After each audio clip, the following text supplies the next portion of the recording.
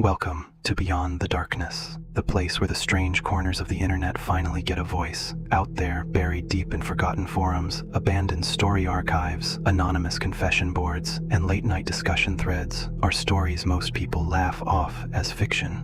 But every once in a while, you stumble across one that feels too real, too detailed, too specific, too human. Stories whispered from users who vanished the next day, posts deleted minutes after they appeared, screenshots preserved only by those brave or foolish enough to look deeper.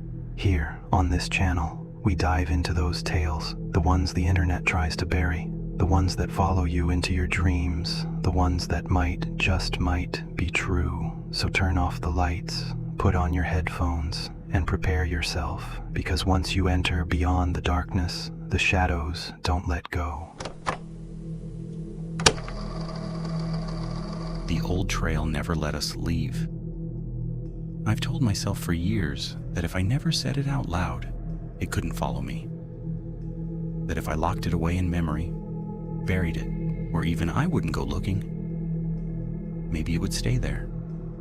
But some nights, when the wind moves just right through the trees outside my window, I smell pine and wet earth again.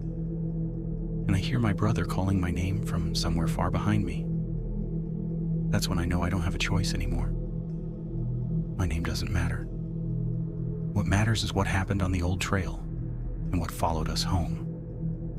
When I was younger, my family lived near a stretch of forest that most people avoided. It wasn't marked on modern maps, but locals knew it well enough. They called it the Old Trail. It wasn't dangerous in the normal sense, no cliffs, no wild animals anyone ever talked about. But people didn't hike it. Not because of superstition, at least that's what they told outsiders, but because things went wrong there. People got turned around. Sounds didn't behave correctly, and sometimes people went in as one number and came out as another. My brother Ethan loved that trail. He was older than me by 4 years, old enough to feel invincible, young enough to believe rules were suggestions. He said the forest felt alive, like it was watching, listening. I remember laughing when he said that. I don't laugh anymore. The day we went missing started like nothing at all. It was late autumn. Leaves soaked the ground, slick and rotting, turning the forest floor into something soft and unstable. The air smelled metallic, like rain that hadn't fallen yet. Our parents had warned us not to go far. Stay on the main paths, they said. No exploring today. Ethan smiled, nodded, and led me straight toward the old trail. I followed because I trusted him. That's something that still eats at me. The entrance to the trail didn't look special. No sign. Just two trees bent toward each other like they were sharing a secret. Beyond them, the light dimmed unnaturally fast. I remember hesitating. I remember feeling watched. Ethan noticed and teased me. "Relax," he said. "It's just woods." That was the first lie. About 10 minutes in, everything changed. The forest went quiet. Not peacefully quiet, but wrong quiet. No birds, no insects. Even our footsteps sounded muted, like the ground was swallowing noise. I asked Ethan if he noticed it. He did. I could see it in his eyes. But he didn't want to admit fear. That was the second mistake. We heard the voice shortly after. It sounded like our mother, not yelling, just calling our names softly from somewhere behind us. I turned immediately. Ethan didn't. He grabbed my arm so hard it hurt. "Don't answer," he whispered. That scared me more than the voice ever could. I asked him why. He didn't answer, just kept walking faster. The trail started looping. I know that sounds impossible, but I swear it's true. The same fallen tree, the same split rock, the same claw-like roots curling up from the dirt. Each time, the forest looked slightly more distorted. Trees leaning too far inward, shadows stretching in directions light shouldn't allow. And the voice kept following us. Sometimes it sounded like our mom, sometimes our dad. Once, it sounded like me. That's when I started crying. We ran. Branches tore at our clothes. The ground dipped and rose like something breathing beneath it. I could hear something moving parallel to us. Heavy, deliberate steps that never quite caught up. Then we saw it, just for a second, between the trees. It was tall.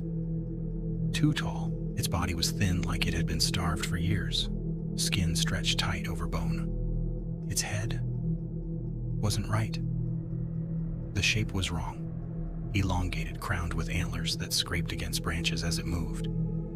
But what I remember most were its eyes. They weren't animal eyes. They were knowing. Like it recognized us, like it had been waiting. Ethan screamed my name. That's the last time he ever said it right. I tripped, fell hard. When I looked up, Ethan was several feet ahead of me, frozen, staring at something I couldn't see. Then he stepped backward, toward the thing. He didn't struggle. He didn't fight.